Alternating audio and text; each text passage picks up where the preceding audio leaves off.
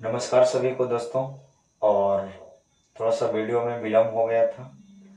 आज हम आपको सेंटेंस के बारे में समझाना चाहते हैं। यानी कि आज का जो वीडियो है, आप अंग्रेजी से हिंदी और हिंदी से अंग्रेजी किस प्रकार से सेंटेंस को आप आसानी से बना लेंगे, मैं उन्हीं टॉपिक के बारे में आपको बताना चाहते हैं। सीधा सीधी बात यह है कि आज का जो हमारा क्लास है रे बाबू, वो सेंटेंस यानी कि वाक्य को लेकर है। बहुत से स्टूडेंट के मन में भ्रमित ये होता है कि सर, सेंटेंस यानी कि वाक्य को कैसे पहचाने, वाक्य में क्या क्या चीजें की आवश्यकता होती है। सबसे पहली बात, लेकिन वाक्य में रहते तो बहुत सारा है, लेकिन मुख्यतः हमको तीन चीजों की आवश्यकता होती है। कितना चीज चाहिए हमें? तीन चीज। अब कहिएगा कि सर, केवल ही तीन चीज होना चाहिए कि केवल जरूरत हमें तीन चीज का है? नहीं, जरूरत हमें तीन चीजों की है, बल्कि और रह सकता है। ये हम आपको कतई नहीं कह रहे हैं कि केवल तीन ही है, नहीं, होते बहुत हैं, लेकिन प्रमुख यानी कि मुख्य हमें तीन चीजों की आवश्यकता पड़ती है, जिसमें पहले का नाम सब्जेक्ट, दूसरे का नाम वर्ब और तीसरे का नाम रे बउआ ऑब्जेक्ट है। तीनों आप स्क्रीन पर देख रहे होंगे। अब जरा हम जनरली लोगों से सवाल करते हैं, जब अपने कोचिंग में पढ़ाते हैं तो ये ऐसे टाइप्स की क्वेश्चन जब वहां पे आता है तो हम बच्चों से प्रश्न करते हैं कि एक बात बताइए। सबसे पहली बात, आप लोगों को ये समझ में आ गया कि सेंटेंस का हिंदी वाक्य होता है।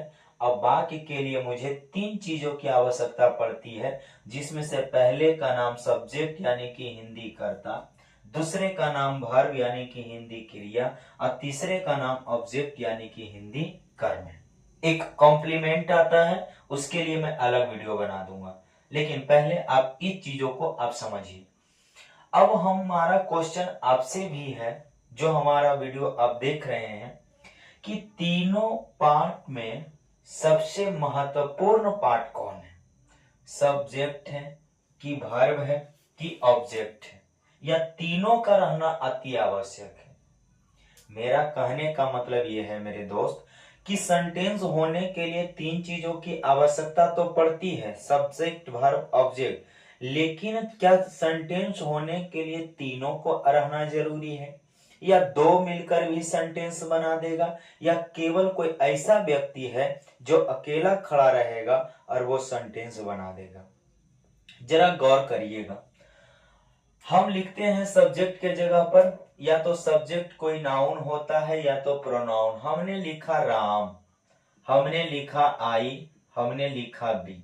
राम आई बी, यानी कि आई का मतलब मैं, बी का मतलब हम लोग। क्या पता चला? राम राम कुछ किया नहीं, राम के बारे में चर्चा हुआ, बिल्कुल। ये इनकम्प्लीट सेंटेंस है, यानी कि आप इसको सेंटेंस नहीं कर सकते।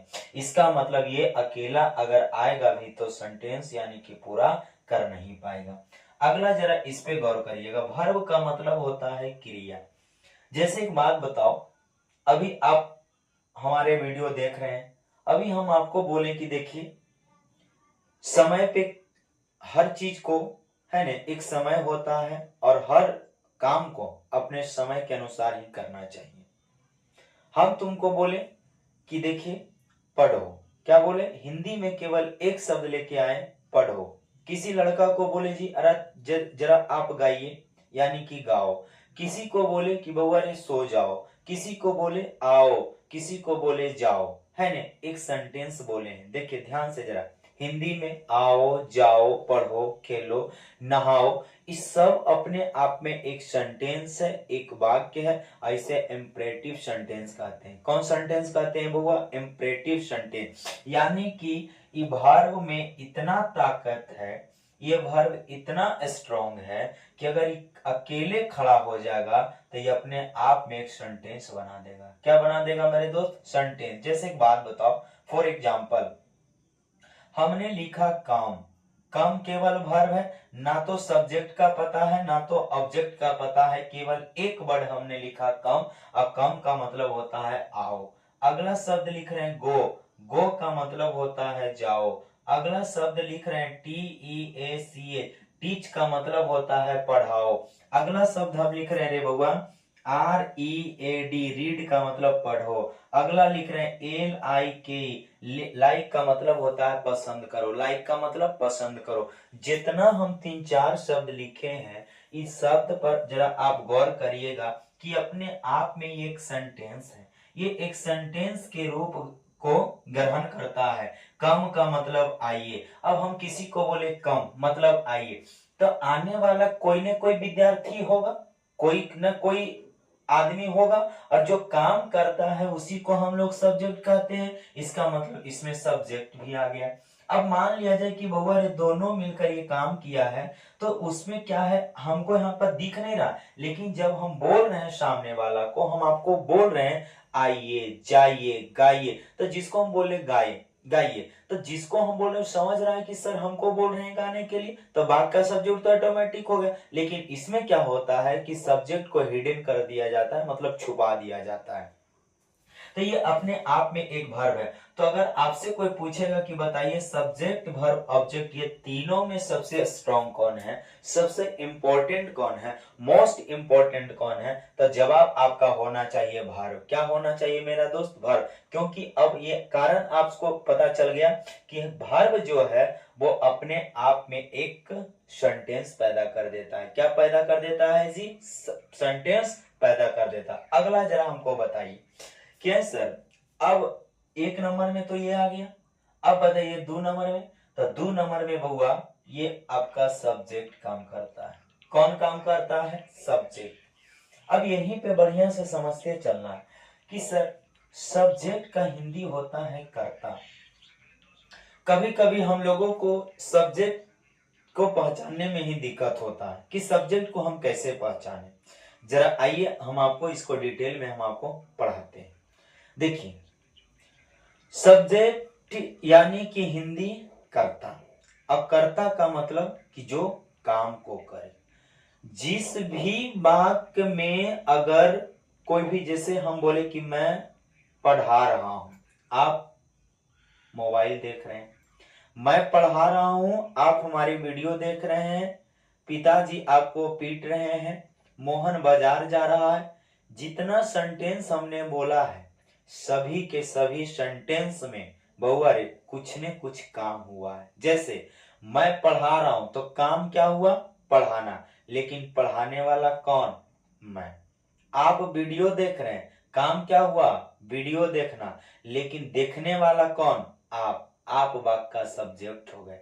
जिस प्रकार से मान लिया जाए हमने बोला कि राम ने रावण को मारा, अब बताओ काम क्या हुआ, मारना, लेकिन मारने वाला कौन, राम, तो राम वाक्य का क्या बन जाएगा, सब्जेक्ट। यानी कि जब भी आपके समझ में अगर सेंटेंस आए, तो सबसे पहले आपको ढूंढना है कि काम क्या हुआ। क्या ढूंढना है मेरे दोस्त, काम।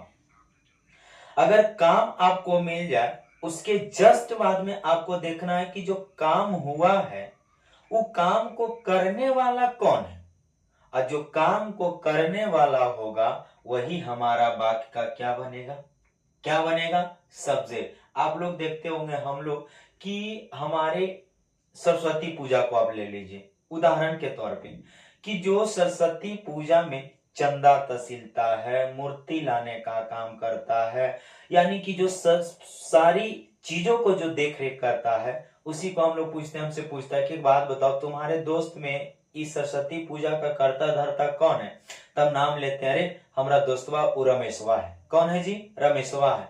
तो यानी कि मेरा कहने का मतलब है कि उसके पास में जिम्मेदारी है उस काम को पूरा करने के लिए, और जो काम करेगा आदमी उसी को नहीं ढूंढेगा। तो जो काम करेगा वो बाकी का क्या कहलाएगा मेरे दोस्त, सब्जेक्ट कहलाएगा। क्या कहलाएगा, सब्जेक्ट। क्लियर हुआ कि नहीं हुआ। एक चीज और देखिए कि यही सर सब्जेक्ट केवल मनुष्य यानी कि मानव है कि कोई निर्जीव भी हो सकता है। देखिए सब्जेक्ट का जो काम करेगा ने, वो मानव हो चाहे निर्जीव हो, यानी कि कुछ भी है, अगर काम कर रहा है तो सब के सब क्या कहलाएगा? सब्जेक्ट कहलाएगा। क्या कहलाएगा? सब्जेक्ट कहलाएगा।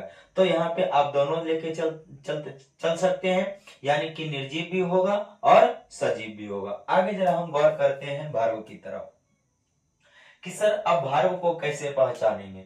अब देखिए सेंटेंस में सबसे पहले हम क्या बोले कि अति, यानी कि जो सबसे मोस्ट इंपॉर्टेंट है वो हमारा भार्व है। तो जब भी अगर आप हिंदी का वाक्य बना रहे हैं तो सबसे पहले आप ढूंढिएगा कि काम क्या हुआ है। क्या ढूंढना है मेरे दोस्त? काम क्या हुआ है। जैसे मैं पटना जा रहा हूं। मैं कहां जा रहा हूं? पटना। अब बताओ काम क्या हुआ? जाना। जाने वाला कौन? मैं। तो मैं बाकी का सब्जेक्ट बन गया और काम हुआ कि काम हुआ जाना, तो जाना क्या बन गया? भार्व बन गया। यानी कि भार्व को पहचानने के लिए कि जो काम हो रहा है वही काम को हम लोग क्या कहेंगे? भार्व कहेंगे। क्या कहेंगे? भार्व कहेंगे।